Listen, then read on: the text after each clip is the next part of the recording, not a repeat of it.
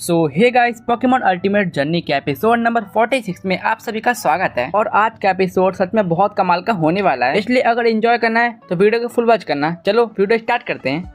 सो episode के starting में हम देखते हैं ब्रॉक, मिस्टी एंड एश कैचम यानी कि हमारे ओजी ग्रुप ये सभी आ चुके हैं बर्फीले जगह पे। और यहाँ पर ये तीनों एक मैजिक आपको देखने के लिए आए हैं, क्योंकि यहाँ की मैजिक वाटरफॉल के अपोजिट डायरेक्शन में तैर सकती है। और यहाँ पहुँचते हम एश को देखते हैं जो कि अपने ओसोवर्ड को बाहर निकाल लेता है। एंड यहाँ पर एश के ओसोवर्ड को देखते ही मिस्टी उसे अपने पंजों में पकड़ लेती है। और कुछ देर आगे चलने के बाद ये लोग देखते हैं यहाँ का वाटरफॉल तो फ्रीज हो चुका है। इसका मतलब अब इन्हें मैजिक आप नहीं दिखने वाले। और यहाँ पर वाटरफॉल फ्रीज हो चुका है, ये देखकर हम ओसोवर्ड को देखते हैं जो कि वाटरफॉल पे अपने अटैक का यूज करना स्टार्ट कर देता है। और ये देखकर पिकाचू भी ओसोवर्ड को ज्वाइन कर लेता है। लेकिन फिर हम यहाँ पर देखते हैं एक खतरनाक पोकेमॉन इन सभी को चुपके से देख रहा है। और फिर हम यहाँ पर देखते हैं ओसोवर्ड की सेल कहीं उड़ के चली जाती है और उसी सेल को ढूंढने के लिए पिकाचू एंड ओसोवर्ड आगे आ जाते हैं। और कुछ देर ढूंढने के बाद यहाँ पर पिकाचू को ओसोवर्ड का बैच तो मिल जाता है, लेकिन यहाँ पर हम देखते हैं एक पोकेमॉन को जो होता है बियरटिक। और बियरटिक ने ही ओसोवर्ड की सेल को ढूंढा है और इसलिए यहाँ पर एश बियरटिक को थैंक यू बोलता है। लेकिन यहाँ पर बियरटिक के बोलने से ही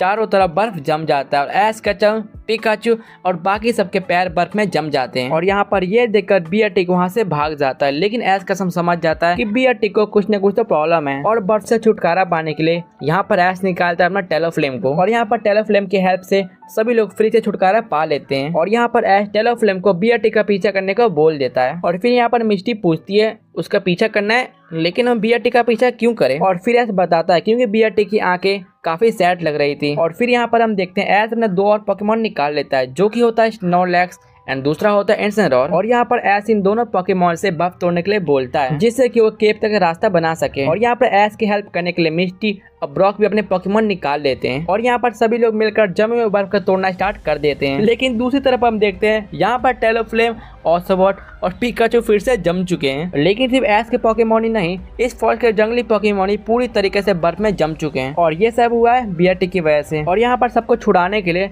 इन्सेनरोर यूज करता है फायर ब्लास्ट का। और फिर हम जैसे आगे देखते हैं हम देखते हैं वहाँ पर बियरटिक भी होता है जो कि एश और बाकी सब सॉरी मांगता है। लेकिन बियरटिक के सिर्फ हवा से ही चारों तरफ फिर से बर्फ जम जाती है। और फिर यहाँ पर एश बियरटिक के पास जाके बोलता है यह बियरटिक अपनी पावर को कंट्रोल नहीं कर पा रहा। और फिर यहाँ पर एश बियरटिक को बोलता है तुम तो बड़े कमाल के हो, तुम्हारी फ्रीजिंग की पावर देखकर लेजेंडरी पोकेमॉन किरोमी खुश हो जाएगा। और फिर एश बोलता है क्या तुम सीखना नहीं चाहते कि तुम अपनी पावर को कैसे कंट्रोल करो, चलो मैं तुम्हें सिखाता हूँ। और फिर यहाँ पर हम देखते हैं बियरटिक और एश की ट्रेनिंग स्टार्ट हो जाती है। यहाँ पर एश और पिकाचू कमांडर बनकर बियरटिक को ट्रेनिंग दे रहे हैं। और यहाँ पर एश बियरटिक को पिकाचू की हरकतें कॉपी करने को बोलता है। और यहाँ पर एश बियरटिक को गाइड करता है कैसे तुम्हें अपनी पावर को कंट्रोल करना है। और यहाँ पर एश जैसा कहता है बियरटिक बिल्कुल वैसा ही करता है। और इसलिए बियरटिक एक अटैक को फॉर्म कर लेता है, लेकिन वो उस अटैक को अटैक के रूप में नहीं बना पाता और वो अटैक बीच में फूट जाता है, जिसकी वजह से फिर से एश, पिकाचू एंड ओसोवर्ड जम जाते हैं। और यहाँ पर इन्सेनरोर फिर से बाकी सबको बचा लेता है। लेकिन यहाँ पर एश बियरटिक को बताता है कोई बात नहीं, एक या दो बार ट्राई करो उसके बाद हो जाएगा। और यहाँ पर एक बार फिर से ये लोग अपना ट्रेनिंग कंटिन्यू कर देते हैं। लेकिन एंडिंग में आते आते यहाँ पर एक बार फिर से बियरटिक फेल हो जाता है। और बियरटिक का हौसला बढ़ाने के लिए एक बार फिर से एश कैचम बियरटिक को बोलता है कोई बात नहीं, ऐसा होता रहता है, लेकिन तुम कभी हार मत मानना, एक दिन तुम भी कर सकते हो। और उसके बाद फिर से सभी लोग ट्रेनिंग में लग जाते हैं। लेकिन इस बार बियरटिक ने पहले से काफी ज्यादा अच्छा किया। लेकिन एंडिंग में एक बार फिर से बियरटिक का अटैक फेल हो जाता है। लेकिन इस बार एश कैचम और बाकी सब तो नहीं जमते, बल्कि उनके फायर टाइप पोकेमॉन इन्सेनरोर और टेलोफ्लेम जम जाते हैं। और यही सब देखकर बियरटिक एक बार फिर से नाराज हो जाता है। इसलिए बियरटिक थोड़ा आगे जाकर अपने गुस्से को शांत करता है। लेकिन यहाँ पर बियरटिक को रोकने के लिए एश उसके पास चला जाता है और उसके गले लगा लेता है। और यहाँ पर बियरटिक इतने गुस्से में होता है जिसके कारण जमीन टूट जाती है। और यहाँ पर एश, पिकाचू, ओसोवर्ड एंड बियरटिक ये सभी टूटे हुए जमीन के अंदर गिर जाते हैं। लेकिन यहाँ पर बियरटिक एश को बचा लेता है और इसलिए एश को ज्यादा चोट नहीं लगती, बट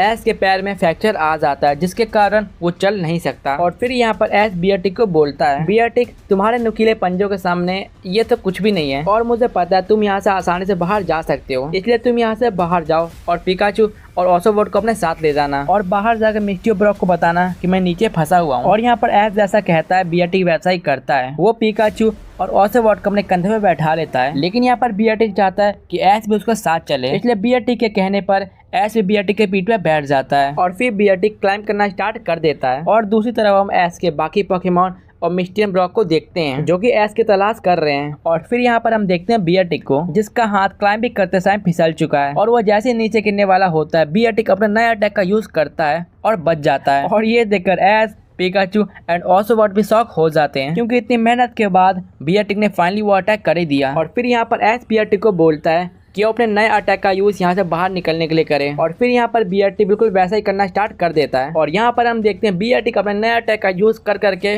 ऊपर पहुंच रहा है। और फाइनली थोड़ी मेहनत के बाद ये लोग वापस बाहर आ जाते हैं और बाहर आते ही ब्रॉक ऐश के टांगों को ठीक करना स्टार्ट कर देता है। और यहाँ पर पिकाचू बाकी सारे जंगली पोकेमॉन को बताता है कि बियरटिक ने अपनी पावर को कंट्रोल करना सीख लिया है, इसलिए तुम सभी को बियरटिक से डरने की जरूरत नहीं है। और यहाँ पर ऐश बियरटिक को बोलता है जाओ सबको दिखा दो कि तुम अपनी पावर को कंट्रोल कर सकते हो। और यहाँ पर बियरटिक अपने पावर की वजह से ऑसोबॉट की सेल की तरह एक सेल बना लेता है, जिससे कि साबित होता है कि बियरटिक अपनी पावर को कंट्रोल कर सकता है। और यहाँ पर ये देखकर सभी जंगली पोकेमॉन बियरटिक के पास आ जाते हैं वो सेल बनवाने के लिए। और इन सभी के बीच में यहाँ पर हम फिर से देखते हैं लाटियस को, जो कि छुपके छुपके ऐश का पीछा कर रहा है। और एंडिंग में ये लोग मैजिकार्प को देख भी लेते हैं। बियरटिक और बाकी पोकेमॉन को बाय बोलकर हमारे हीरोज, हमारे ओजी ग्रुप्स अपने सफर में आगे बढ़ जाते हैं। एंड इस एपिसोड के लिए इतना ही। अगर यहाँ तक वीडियो देख रहे हो तो लाइक करो और अगर नए बंदे हो तो सब्सक्राइब करो। तो चलो मिलते हैं नेक्स्ट वीक। आज के लिए इतना ही। Bye bye and peace out.